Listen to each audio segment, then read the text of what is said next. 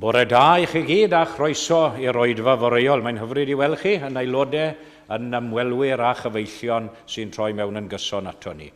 A very warm welcome to you all, and hope we have a blessing of being together this morning worshipping God. And we start with our opening hymn, number 610, 610.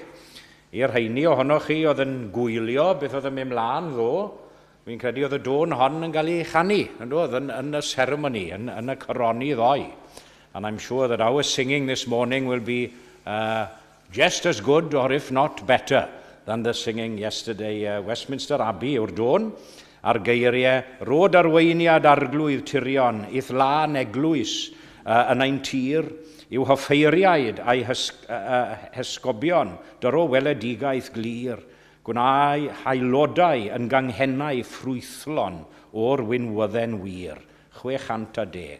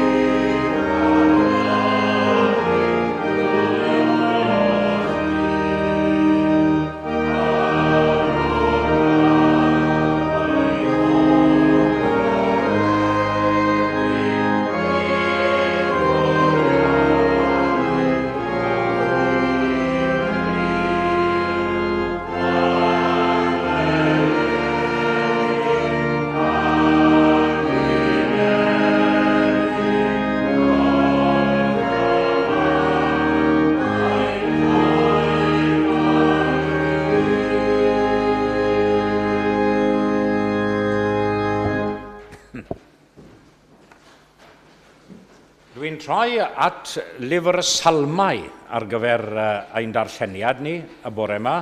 Salm 51, Psalm 51, and if you're following in the Welsh Bibles, we're on page 518 in the Welsh, and in the English on page 570 in the English Bible. Psalm 51. Bydd drigarog wrthif o ddiw, yn ôl dy ffyddlondeb, yn ôl dy fawr dosturi, dilea fy nhrosheddau. Golch fi'n lan o'm drygioni, a glanha fi o'm pechod, oherwydd gwn am fy nhrosheddau, ac y mae fy mhechod yn wastad gyda mi. Yn derbyn ti yn unig y pechais, a gwneud yr hyn a ystyru'n ddrwg, fel dy fod yn gyfiawn yn dy ddeddfryd ac yn gywir yn dy farn. Wele mewn drygioni ymganwyd ac mewn pechod y beichiogodd fy mam. Wele yr wyt yn dymuno gwirionedd oddi mewn. Felly disg I mi ddoi thineb yn y galon. Pira fi ac isop fel y byddaf lan. Golch fi fel y byddaf wynach na geira. Par I mi glywed gorfoledd a llawenydd fel y bo i'r esgyr na ddrylliais lawenhau. Cuddiad y wyneb oddi wrth fy mechodau a delea fy holl aiogrwydd. Crea galon lan ynof o ddiw. Ro ysbryd newydd cadarn ynof. Paid am bwrw ymaith oddi wrthyd, na chymryd ysbryd sanctaidd oddi arnaf. Dyro I mi eto orfoledd dy iachawdwriaeth, a chynasgeidda fi ag ysbryd I fydd. Dysgaf dy ffyrdd I dros heddwyr, fel y dychwelo'r pechaduriaid atat. Gwared fi rhag gwaed o ddiw, diw fy iachawdwriaeth, ac fe gan fy nhafod am dy gyfiawnder. Arglwydd, agor fy ngwefusau, a bydd fy ngenau yn mynegu dy foliant. Oherwydd, nid wyt yn ymyfrydu mewn aberth, pe dygwn boeth o ffrymau ni fyddit fodlon, a berthau diw yw ysbryd drylliedig, calon ddrylliedig a chiriedig ni ddirmygu o ddiw. Gwnadd aioni I Sion yn y ras, adeilada furiau Jerusalem. Yna fe ymhyfrydu mewn aberthau cywir, poeth offrwm ac aberth llosg. Yna fe aberthir bustach ar dallor.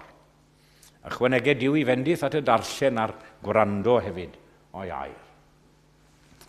Ac fe ganwn ni ymhellach gyda'n gilydd, yr ail emyn sef 680, 680. Mae ngolwg acw tu ar wlad lle mae fy heddwch llawn, o am gael teimloi gwleddoedd pyr o fore hyd brynhawn. Mae'r iachawdwriaeth fel y môr yn chwyddo fyth i'r lan. Mae yma ddigon, digon byth i'r trian ac i'r gwan. 680.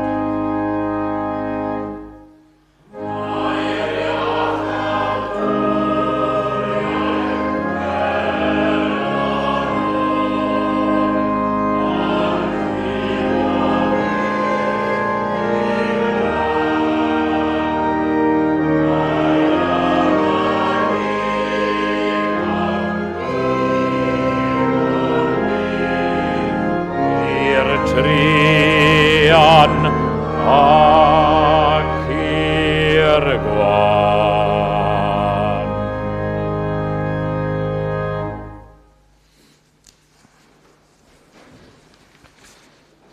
Wel, cyfle ni nawr I droi at Dduw mewn gweddi. Let us turn now to God in prayer. Cydweddiw. Arglwydd ein Duw I ni'n troi ein golygon at a ti unwaith eto y bore yma. Nesau at Dduw sydd dda I mi fel mae'r emyn yn dweud.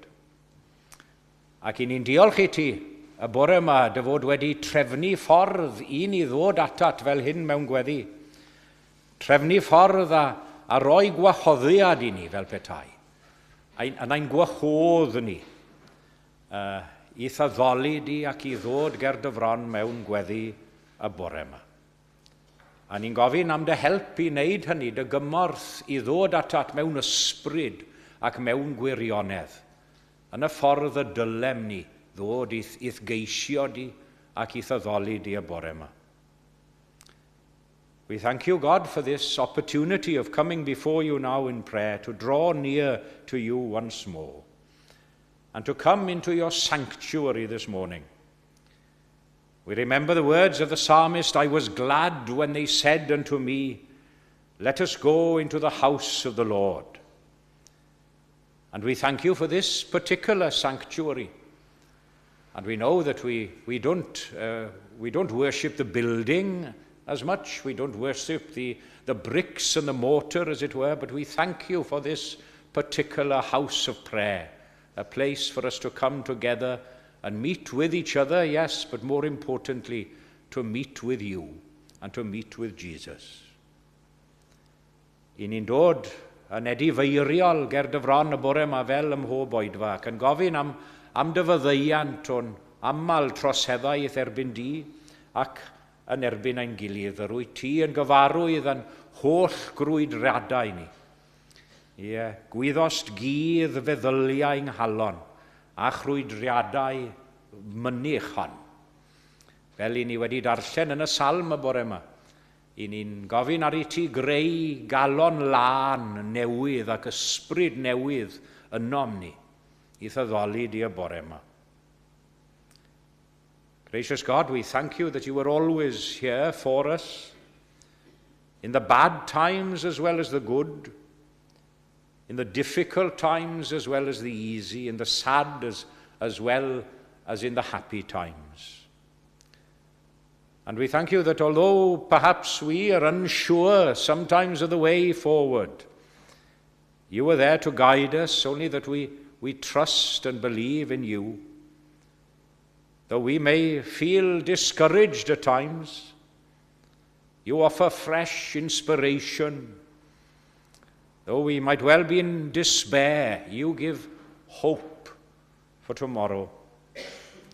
And may that conviction that you are with us give us confidence today, this day, and every day, that whatever problems we face, whatever disappointments and bereavements we experience, whatever sorrows come our way, that we will still, if we look for reason, to look forward in hope. Cofia am bawb sy'n mynnu lle yn ein gweddiau ym mhob oedfa. Rhai efallai sydd yn teimlo beichi ar byd yn ormod. I ni'n meddwl am y cleifion, rai o deulu ffydd yma yn yr eglwys hon. A rhai isel I hysbryd ar hyn o bryd, falle. Rhai sy'n cael trafferth I weld pwrpas a diben I fywyd. Bydd yn gysur ac yn gefn ac yn nodded iddyn nhw nawr. Pawb sydd angen dy gwmni di y bore yma, yn gefn ac yn gymorth iddyn nhw. A helpa ni hefyd I helpu nhw I leddfu ychydig ar I dioddau nhw. Lord God, we pray for all those in power and influence and responsibility in society. Whatever our political or even monarchy views may be. We pray for our politicians, whichever party. We pray for the new king and everyone who has this potential influence over us. Grant them all now wisdom and insight and integrity and honesty to honor the trust which has been placed in so many people who oversee us as a society. Ac yna o arglwydd i ni'n gweddio drosom ni ein hunain. Bydd gyda ni nawr yn yr oedfa fach syml hon. Bendithi ar cyfan awneir ac addewedir i fod dogoniant di. Edrych arnom ni mewn trigaredd ac mewn myddeiant a maddau ein baiau mawr a man amlwg ac anamlwg. A mae'n bod yn dod yn y difar yn enw Iesu Grist ei hun. Amen.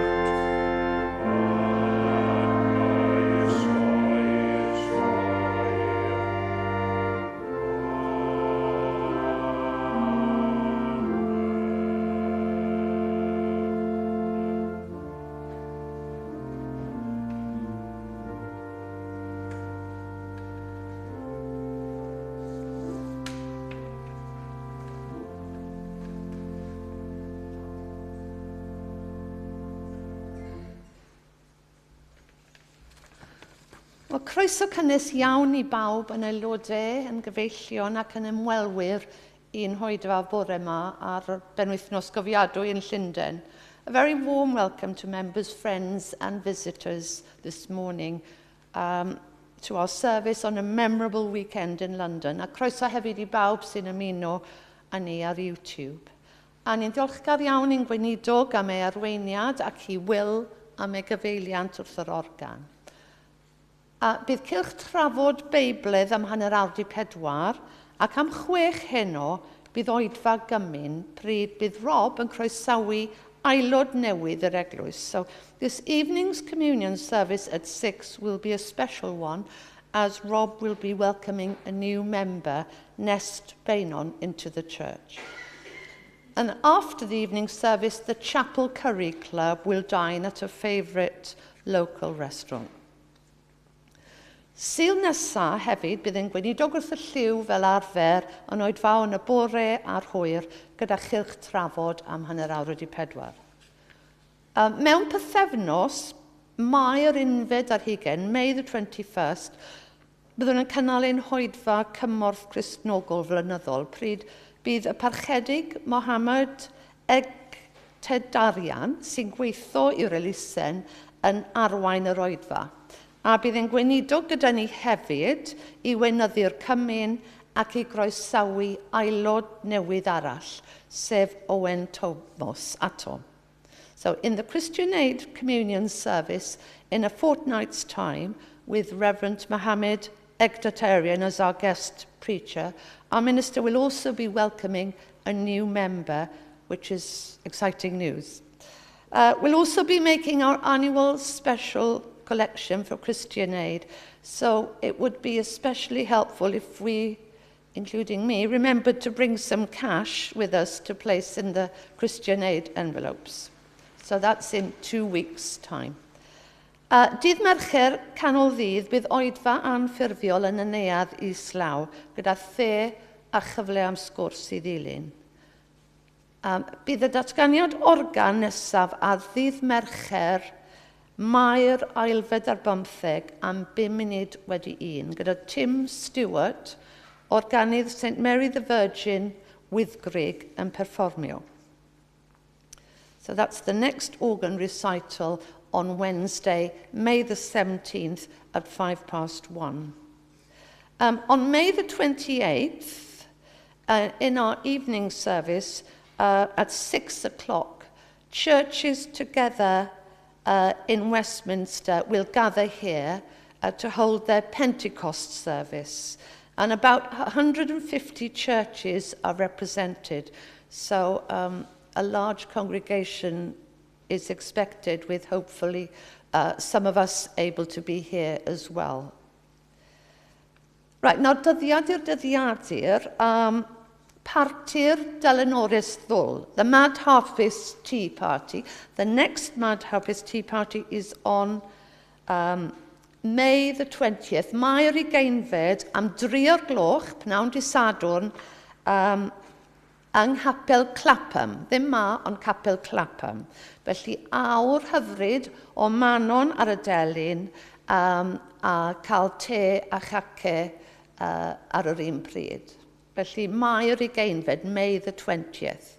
Ac yn awr fydd awn o cofiwch ddol nawr yr neuadd i gael te a'r sgwrs ar ôl yr foedfa. Ac yn awr fydd awn o amgylch i dderbyn eich rhoddion. Diolch yn fawr.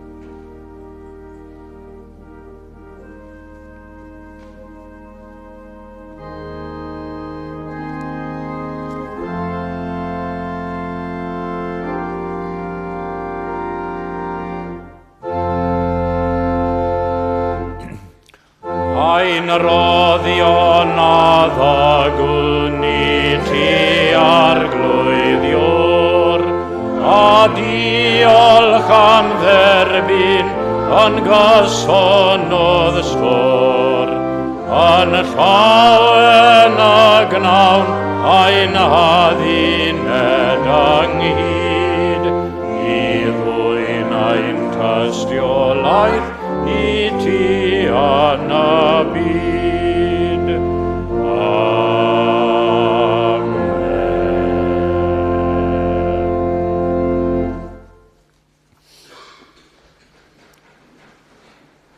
Da iawn, os allai dim ond i danlun elli, beth soniodd am yr oedfa ar ddiwedd y mis, yr 8fed ar 20. I say all services are important, of course, as important as each other. But that would be a particularly special service in the evening. Now the evening's getting a little lighter. Perhaps you could come at 6 o'clock on the 28th for that united churches together in Westminster, that we'll have a good Welsh representation. The hymns, it'll be, most of the service will be, obviously the sermon will be in English, but the hymns are printed bilingually, Welsh and English, in the programme. And it would be nice to think that the Welsh will be singing louder than the English words. Well, we shall see. Not a competition, of course, but we shall see. But I say, if it was, we'd win. But there we are. Da iawn. Ond am hynny, a chroeso, wrth gwrs, I bopeth arall sydd yn cael ei chynnal. Ac fe ganwn ni eto gyda'n gilydd. 376. David Charles gyfyrddin, y bugail mwyn o'r nef a ddaeth I lawr, I geisio I braidd drwy'r erchyll anial mawr, a'i fywyd roes yn aberth yn ei lle, a'i crwydrad hwy ddialwyd arno fe. 346.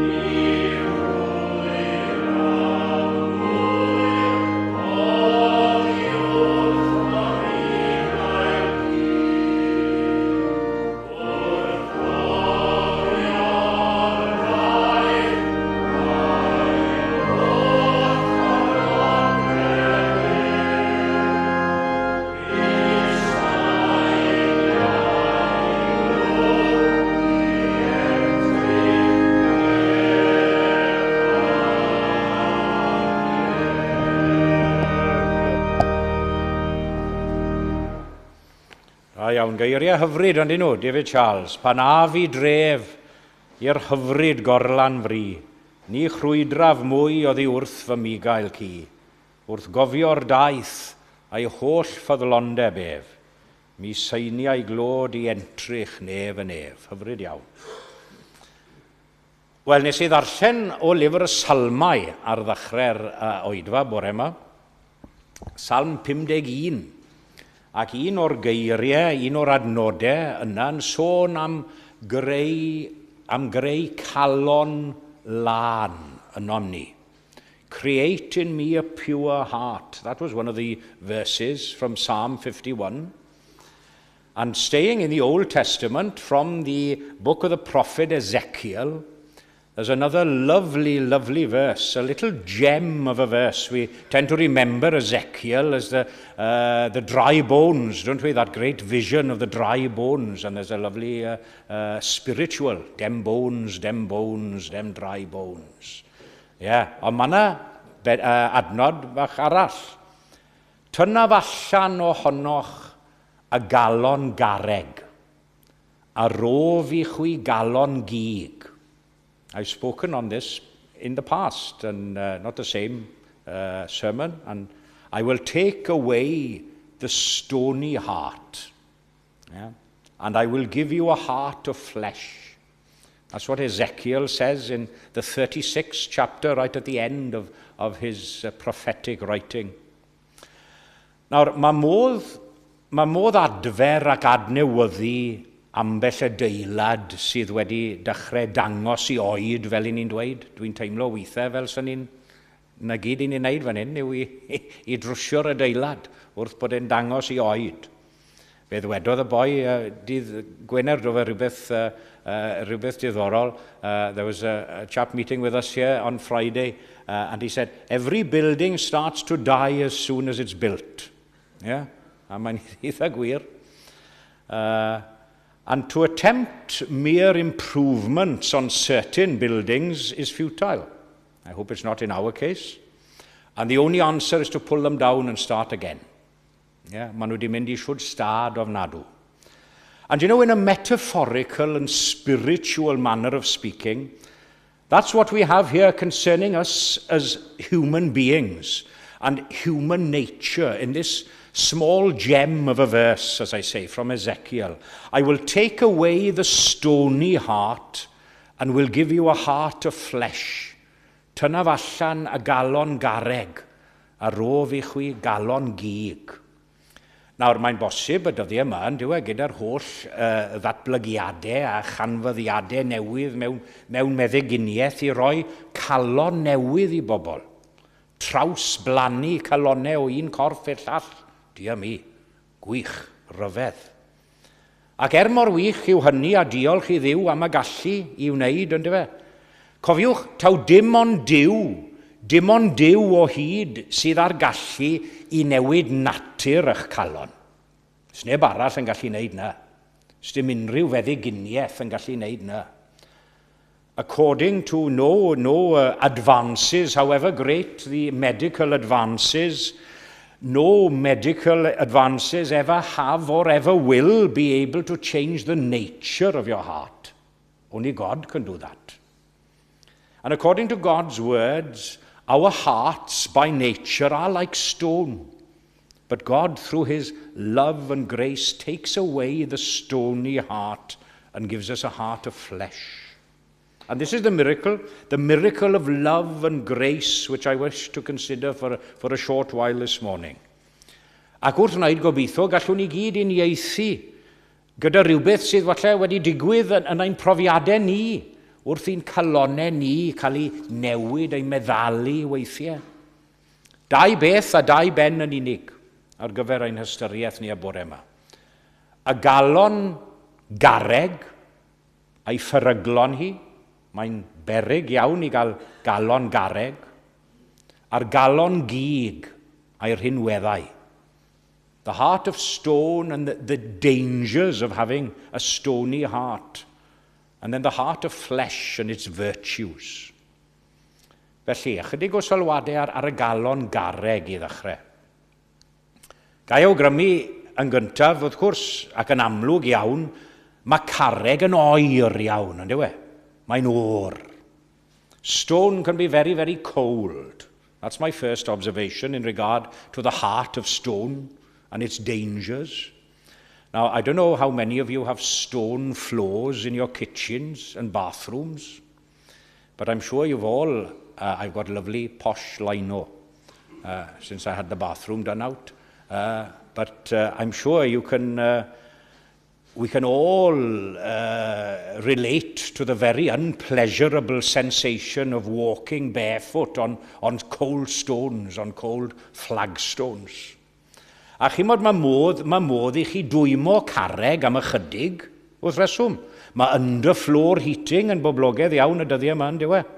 Torri lawr yn aml, cofiwch. Ond trowch i'r gwres bant, ac o fewn dim amser mae'r carreg wedi oeri to. Mae wedi mynd yn o'r. And you know, it can be a similar situation with a human heart as well. You may think that you've heated it up for a little while, an emotional experience, perhaps the warming of the cockles of the heart, as the saying goes. But you know, it can soon return to its state of coldness. Ac eto mae carreg yn galed, yn diwe. Mae'n galed iawn. Stone is also hard. Mae rai mathau o garreg yn galetach na'i gilydd, cofiwch. Nawr, dwi eriod wedi bod I Aberdeen. Mae rai o'ch chi falle wedi ymweld ag Aberdeen. Licen I fynd, maen nhw'n gweud bod e'n digon o stir a digon tywyll, ond mae wedi adeiladu o granit, yn diwedd, the Granite City. A licen I fynd I weld cadernid y ddinas honno. And you know, there are many stones, it doesn't matter how hard you hammer and hammer and hammer, as much as you will, but you will make no impression on them. Or little, in fact. And it's the same with some stone-hardened hearts as well. No conscience or shame. Eto mae carreg yn rhywbeth farwedd, yn diwe? Wedi marw. It's dead. It's an inanimate object, stone. No life or feeling in it. Dim cydwybod na theimlad yn perthyn. Rwch chi bigad I garreg, os dim gwad yn dod mas, mae fel cael gwad mas o garreg. Ynddo fe? Na'r dywediad. Getting blood out of a stone. And although our hearts aren't dead to everyday things, they are naturally dead to spiritual things. Again, they need to be woken up spiritually by God. Enlightened to things spiritual. Ac un o ganlyniadau peryclaf wedyn ni, y galon oer caled marwodd fel hyn, yw'r ffaith nad oes modd I meddalu, does dim modd I ddoddi ddyn rwydd. Achos chymod mae rai bobl wedi bod yn sŵn a sôn ar Efengil am flynyddoedd. Wedi bod yn dod i'r capel ar ysgol Sul, wedi cael I magu. A chymod eto I gyd mae calonau nhw, yr un peth o hyd I neges Iesu Grist yn oer, yn galed, yn farwedd I neges yr Efengil. Some say with great pride and sincerity, no doubt, oh, I remember some of the great preachers of years ago and how their message seemed enough to melt the hardest of hearts. But you know, they're still living their lives in the same way. It hasn't seemed to have made much difference. They're still spiritually dead and inanimate. Pa dafod all dewi am hyn. Pa galon mor galed na thodd, medda'r gof o dal y llyche. And before leaving the stony heart for the heart of flesh, another danger of the hearts that aren't softened is the fact that some can grow harder and harder with time. And don't we say some people, wedi siro, wedi mynd yn chwerw, wedi chwerwi, bitter, wedi siro. And what little sensitivity and sensibility they might once have had over time, it disappears completely. Create in me a clean heart. Crea yno fi galon lan, fel dywed y salmydd. Felly, wedi ystyried y galon garreg a'i ffyryglon hi fel petai, beth am y galon gig a'i rinweddau? I will take away the stony heart, says Ezekiel, of God. I will take away the stony heart, and I will give you a heart of flesh. Beth sy'n olygu yma gan y galon gig? Yn amlwg, mae'n golygu popeth i'r gwrthwyneb o'r galon garreg, mewn gwirionedd. And without perhaps succumbing to the temptations of saying the direct opposite of references to the stony heart, a warm, tender, loving heart, I'd like to suggest that the heart of flesh has a tenderness of conscience, first of all. Cydwybod. Tirioneb cydwybod. Mae cydwybod yn gallu dwysbigo pobl sydd wedi newid eu calonau nhw, eu calonau carreg nhw am galonau o gig. Cydwybod am yr hyn ydym ni, yr hyn un ni, yr hyn dylen ni fod, yr hyn gallen ni fod hefyd gyda help Duw. Cael heddwch cydwybod, chi'n cofio'r emyn? O gariad, anfeidrol y faint. Cael heddwch cydwybod a'i chlirio trwy'r gwaed. Also, I believe a heart of flesh is not only tender in regard to conscience, but also in regard to suffering. Tirioneb yn wyneb dioddef a dioddefaint. Chi'n modd mae modd i galon garreg, i weld ac i glywed am bob math o ddioddef yn y byd, a heb gael ei effeithio o gwbl. Dyw e ddim yn effeithio.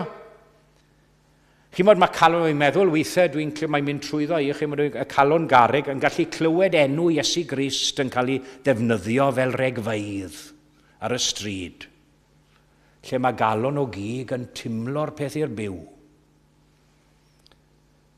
Mae calon garreg yn gallu edrych ar gydddyn yn dioddau a gwneud dim lot yn ei gylch. Ei bod ni gyd yn eog, cofiwch o gerdded hibor ochr arall a brydiau yn ni, pob yr un ohonom ni. There are some of us, we know what's right, yes, but we'll still do what's wrong. We know what we should do, but we tend to do the opposite. And Paul, do you know, Paul says it most effectively when he writes to the church in Rome, "For I do not do the good I want, but the evil I do not want is what I keep on doing." Wy'n dyfynnu geiriau dyfnallt yn aml. Chi sy'n wedi clywed fi yn pregethu yn aml, dwi'n dyfynnu'r geiriau yma mor aml, achos dwi'n gallu unieithu gyda nhw rhyw ffordd. Rwy'n gweld y drwg heb ei gysau. Weithiau na chi ddweud mawr. Rwy'n gweld y drwg heb ei gysau. Rwy'n gweld y da heb ei fawrhau. Rwy'n geithwas i ddifater oes. A ni'n byw mewn oes o ddifaterwch mawr, yndyn ni. Indifference. A gwan yn wyneb o ferfoes. Our natural will at times is hard and stubborn, selfish. Our renewed will, heart in Christ, is gentle and pliable, feeling the divine influence of Jesus and responding to it. Not that we always do, because we go back to our old hard heart at times. Ac I orffen y darlun fel petai, y darlun yma o galon gig. Mae'r galon newydd hon yn dyner a thirion yn ei serchiadau.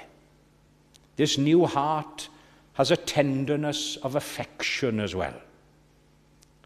The hardened heart doesn't love God naturally, or Jesus. The renewed heart can't help but love God. The hard heart, as I say, is selfish and stone-like, asking, well, why should I feel remorse for this, that, or the other? Why should I bother of thinking of giving my heart to Christ? The heart of flesh says, and yet I want to love thee, Lord. Oh, light the flame within my heart, and I will love you more and more until I see thee as thou art. Ydy Duw wedi cymryd y galon garreg yna allan ohonoch chi ac wedi rhoi calon o gig. Gallaf ddweud un peth wrthoch chi yn sicr y bore yma, Ys dim modd i un ohono ni newid ein calonau ni ein hunain. Bydd ein holl weithredoedd da ni hyd yn oed. Holl weithredoedd da, ein holl ymddygiad allanol ni, mor glodwyw bynnag y bo, yn gwneud dim, cofiwch, i newid ein calonau ni oddi fewn. You may be the most philanthropic individual the world has ever seen, but this won't necessarily change your heart. Dim ond Iesu a'i ysbryd sydd ar modd a'r gallu i newid ein calonau ni. Ond i ddim yma wythnos diwetha, ond fe glywes i, nes i ryndo nôl, oedd Richard yn arbennig o'n i'n meddwl, a fe ganoch chi, gyda garddeliad, gobeithio gallwn ni ganu yn ei meddyliau y bore yma, o'r fath newid rhyfeddol a wnaed yno fi. Daeth Iesu i'm calon i fyw. Gogoniant i'w enw. Amen. Ac fe ganwn ni gyda'n gilydd, gan ddiolch eto i Wil am ware y bore yma. 5-6-3. A geiriau addas hefyd. 5-6-3, cyfieithiad. To God be the glory, great things he hath done. I ddiw bo'r gogoniant fe wnaeth bethau mawr. Roi fab o'i fawr gariad dros holl deulu'r llawr. Roi einiais yn iawn dros ein pechod a wnau, gan agor drws bywyd i bawb ei bai. 5-6-3.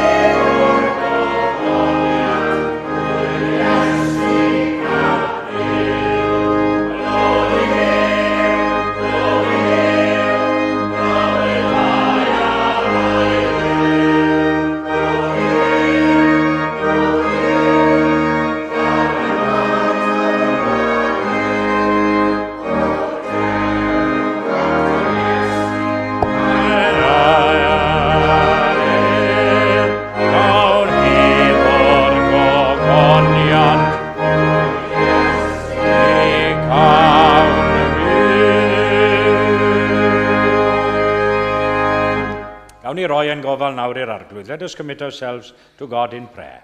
Tyna fallan ohonoch y galon garreg, a rof i chwi galon gig. I will take away the stony heart, and I will give you a heart of flesh.